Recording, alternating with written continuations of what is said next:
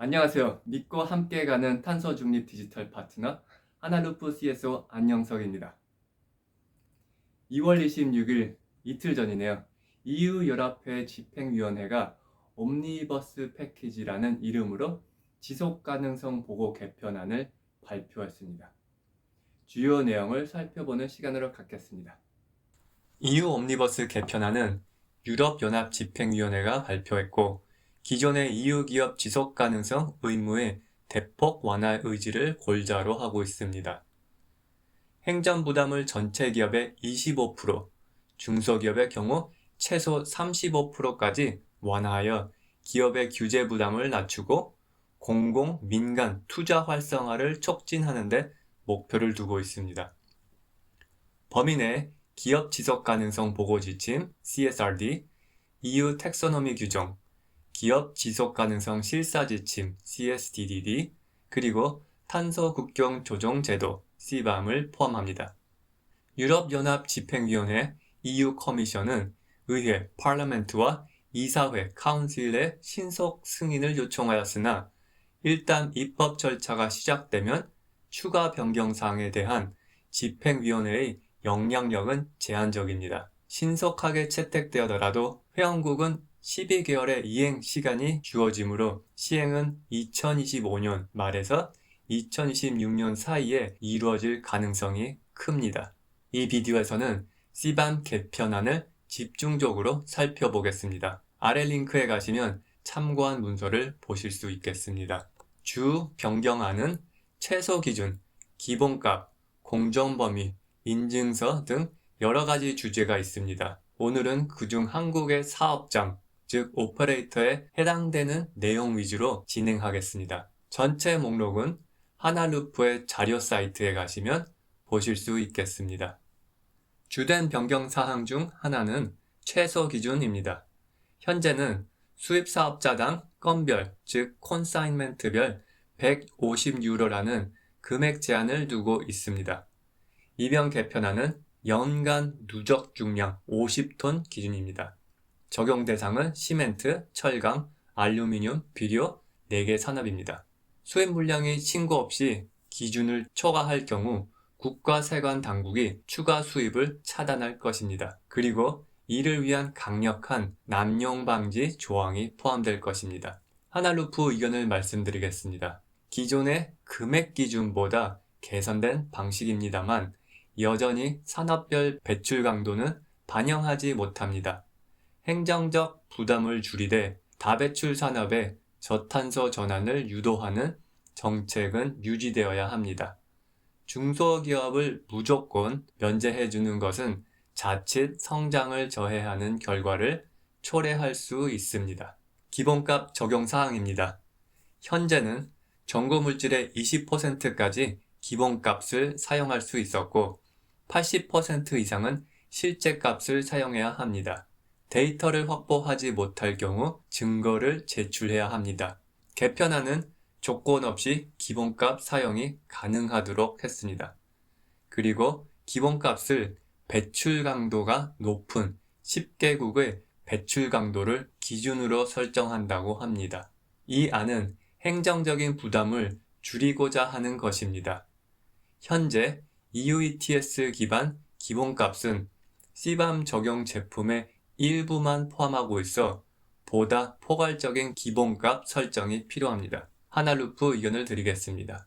기본값 사용이 자유로워지면 기업들이 실제 배출량을 줄이기보다는 편한 방법을 선택할 가능성이 높습니다.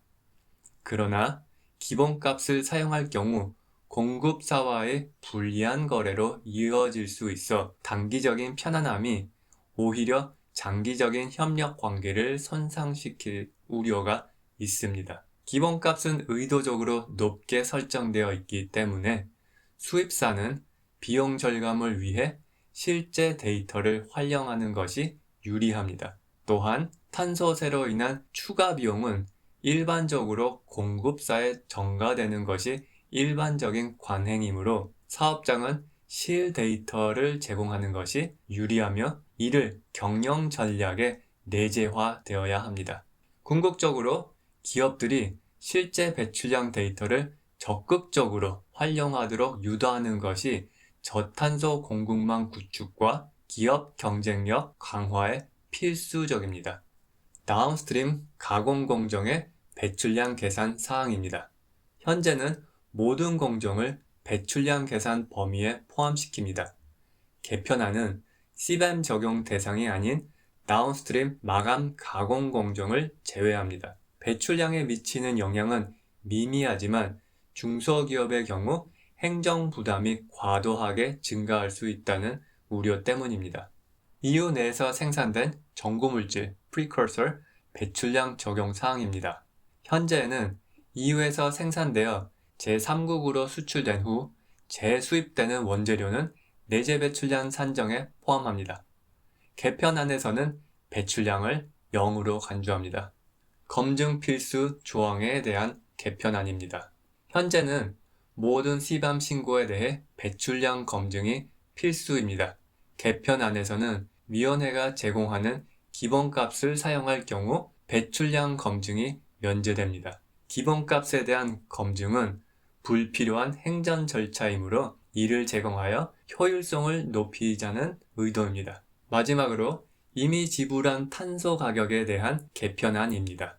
현재는 탄소 가격을 정확히 산출하고 원산지 당국에서 발행한 증빙을 제출하게 되어 있습니다. 그러나 개편안에서는 국가별 연 평균 탄소 가격 기본값을 도입합니다. 수입업자는 기본 탄소 가격 또는 실제 지불한 금액을 증빙하여 차감하게 됩니다.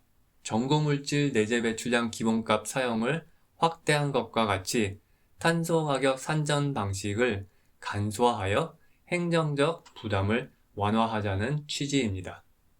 여기까지 이번 EU 옴니버스 패키지의 CBAM 개편안 중 한국 오퍼레이터 입장에서 가장 궁금하셨을 사항 위주로 살펴보았습니다. 자세한 내용은 하나루프 홈페이지에서 확인하실 수 있겠습니다.